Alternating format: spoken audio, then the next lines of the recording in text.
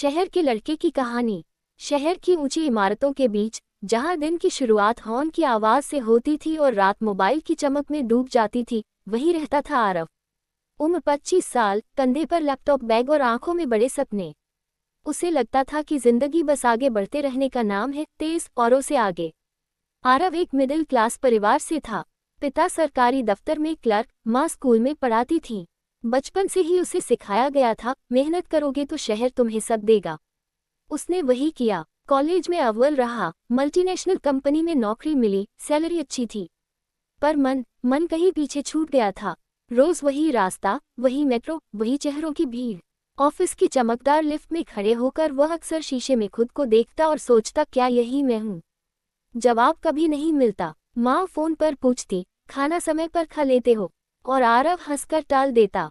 पिता बस इतना कहते, काम ठीक चल रहा है न? आरव हाँ कह देता, पर दिल में एक खालीपन घर कर चुका था। एक शाम, बारिश में भीगते हुए आरव ने ऑफिस से छुट्टी ली।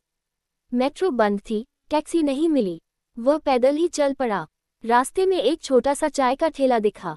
ठेले वाला, एक बूढ़ा आदमी, मुस्कुराकर बोला, बेटा गरम चाय पी लो। आरव ने चाय ली। पहली घूंट में अजीब सी गर्माहट थी, जैसे किसी ने थकी रगों में जान डाल दी हो।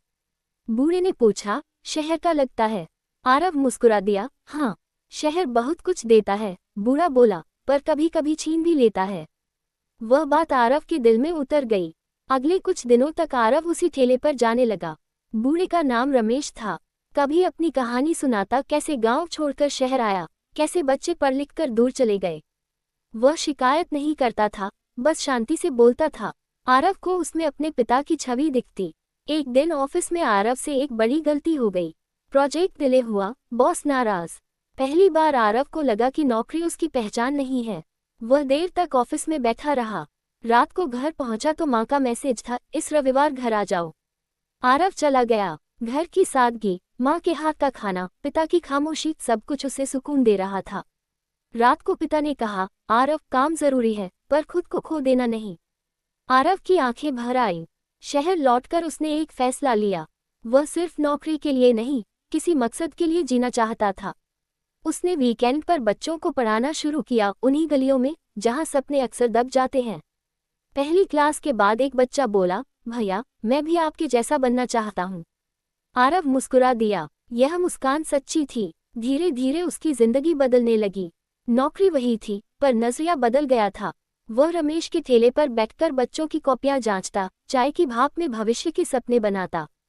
एक दिन उसने रमेश से कहा, चाचा आपके ठेले के लिए एक छोटा सा बोर्ड बनवाऊं? रमेश हंसा, बेटा नाम बड़ा नहीं, दिल बड़ा होना चाहिए। समय बीतता गया। आरव को प्रमोशन मिला, पर उसने अहंकार नहीं उड़ा। वह जान चुका था, शहर में जीत सिर्फ आगे निकलना नहीं, पीछे छूटों को साथ लेकर चलना भी है। एक शाम, उसी बारिश में, आरव ने शीशे में खुद को देखा। इस बार सवाल नहीं था, जवाब साफ था। वह शहर का लड़का था, पर दिल अब भी इंसान का था। और शायद यही सबसे बड़ी कामयाबी थी।